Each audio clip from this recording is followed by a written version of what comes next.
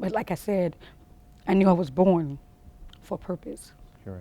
So I never let her mistreating me stop me from getting to any destination, any goals in my life. I took the hurt and I turned it into strength. I had an older sister, but I became the older sister, by encouraging them as well, because it's a big deal when it's your own mom doing this abuse to you. And whenever she would, get high and things like that, these other crackheads would be there and other men, and they would start to abuse my sister and I. And I remember this one particular night when she got like so high and she passed out. And my little sister came running through the living room, and I jumped up, and this man was trying to get to her. And I remember grabbing my little sister, and we ran under the bed, and I held her real tight. One of the points that I have, my hiding place, Okay. that's what we would do. We would get into this place to get away from it all. Sometimes we would even, just cringe and pass out and wake up the next morning or something like that. But I became the protector of my brothers and my sisters and struggled hard not to let nobody get to them. You understand? So as we got older and we all went out way and got married and things like that, my biggest thing in life was, one, to finish school, which I did, to try to further my education by any community colleges or colleges, and I did that. Getting married and having my own children is what I wanted to do, because I had all this love that my mom never utilized. She didn't want from me. I had this love that I wanted to give. After suffering 6 miscarriages and burying 2 little girls of my own, I felt now angry at God. My cry to him was, how dare you allow me to go through this as a child and not give me a chance to love my child like I wanted to be loved. I didn't understand it, but he was shape making and molding me into this woman that I am today. My motto in life, you can't tell no one about a Pepsi unless you drink one. So not only am I advocate for abused women and children, I visit the hospital, I volunteer when someone have lost a child or a child have passed away. There's not a topic that I can't talk about and that's brought up that I can't talk about, because I kind of experience a little bit of everything. How do you deal with relationships? And that's a good question. I'm an overkill at everything I do. I love, and I love hard. I've been let down so much in my life. I don't want to let nobody down. I build this brick wall up when I feel hurt is coming my way, because in my mind, as a little girl, nobody else was going to hurt me, including a man that I would allow to come into my heart. But it's such a struggle to deal with people, men, ladies, that has come from an abused past, because we're different inside. And that's why I chose to tell my spouse about my background, so he could better understand how to love me. And if these things are not shared with your spouse, it'll be just like a revolving door, because your heart will cry out loud, and these people literally can't hear you if you don't explain to them the backdrop of your life. So when I love really, really hard. I try my best to be there and not lie and not cheat. Once I'm with the man, I'm just totally dedicated, because of what had happened to me in my past. I just really want to be the best individual I possibly can, wife, sister, what have you.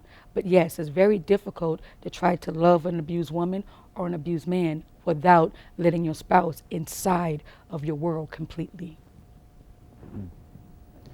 As your mother, was she abused when she was a child, and is it a cycle that has been going on in your family? Absolutely.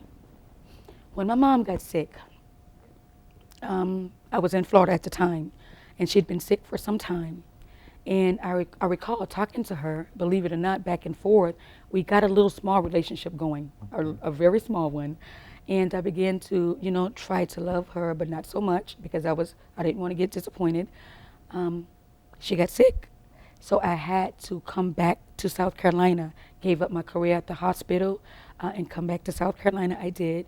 And she got sicker, and she got hospitalized, and I had a chance to talk to her because I knew her time was near, and I did not want my mom to take this to her grave. I wanted to know what made me so different. You couldn't give me the undivided or um, unconditional love like the rest of the brothers and sisters. I discovered then my mom's husband molested her when she was a little girl. And she hated me because of the strength that I had.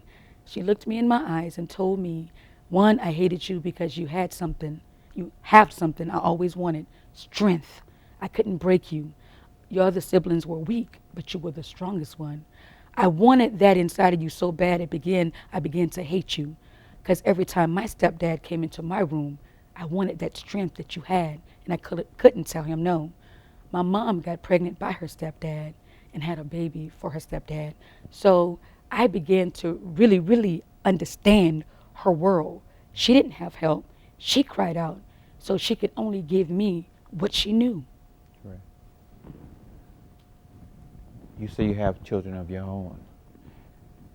Do you feel yourself fall into that pattern that your mother had for you with your children? No, sir. I told you I had 6 miscarriages, and I told you both of my little girls died. Oh, okay. I have no children. Okay, you have no children. None. Oh, And okay. that was one of my biggest, I was aggravated with God for a little while until I lived to see exactly what his plan was for me. All of that, Mr. Paul, was in God's plan. What I went through as a young child, a young lady, and then with my babies dying, whenever God have a mission for you, some people are taught what they do. I'm anointed to do what I do. You cannot tell nobody about a Pepsi in life if you never drunk one. I had to go through all of that, Mr. Paul, to be on your stage today, because there's not a topic that you or anybody has asked that I didn't have the answer to, because I've been there. When you look in the mirror, who do you see? When I looked in the mirror this morning, Mr. Paul, I saw a very strong, positive, encouraging, beautiful, professional, strong young lady. And that makes you grow even, make you a stronger individual, doesn't it? Absolutely. It makes me humble, very humble. In your opinion, why do you see so many individuals stay in relationship that's abusive? Sometimes these people are afraid, fear. That's just like a crack addict knowing the crack is going to destroy them and they want to keep getting high. Fear. Okay. I know you said you do a lot of poems. Do you recite one of them poems for us? I mean, we'd be delighted to hear some of that thing. One of the poems that really stick near and dear to my heart in this setting is Dreams. Whenever I was a little girl, I had big dreams for myself. And the title of this poem is Dreams. Dreams. Do you have some? Have you dreamt a dream last night? What was your dream? I dreamt that I was a millionaire. Dream, dream, dream tonight. Go to bed tight. Dream your dreams. Dream big dreams. God will treat you right. Go to bed with a peaceful mind, one that you can wake up with and nobody can find. Dream dreams. Dream big dreams. What is your dream tonight? That's one of my favorite ones. That's awesome. That's awesome. Your mother, you said she passed. Yes, she did. prior to her passing, what were you able to say to her? I was able to be free. I was free prior to her passing because forgiveness makes you free. Holding yourself hostage because of this hurt, it's a hurt, Paul, it is. And you suffer yourself. But not forgiving trap you in a world you don't want to be in. So my greatest release was forgiving her.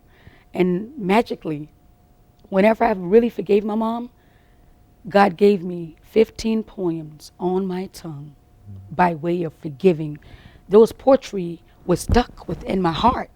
And had I didn't forgive this lady, I would have never known that God was creating me to be a poet. You understand? Yes, ma'am. When my mom died, she wanted to be cremated. And I told her about the TV opportunities and things that I was involved in, and told her I was going to share my story to help others.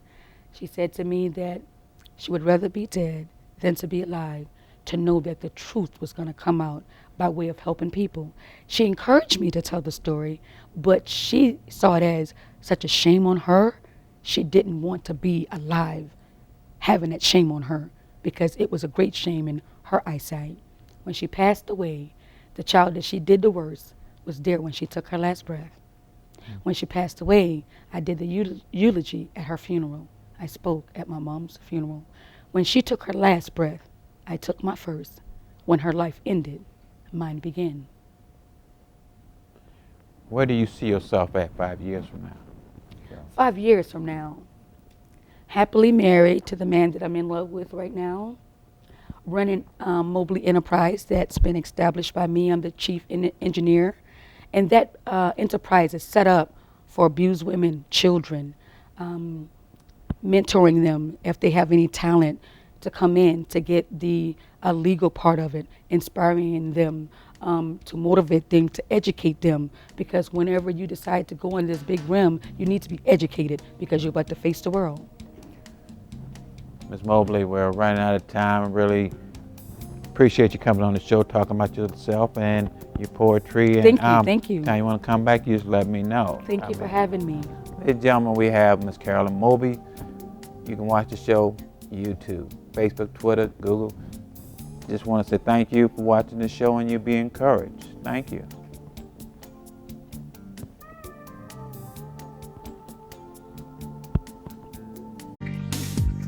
The Paul Brown Show.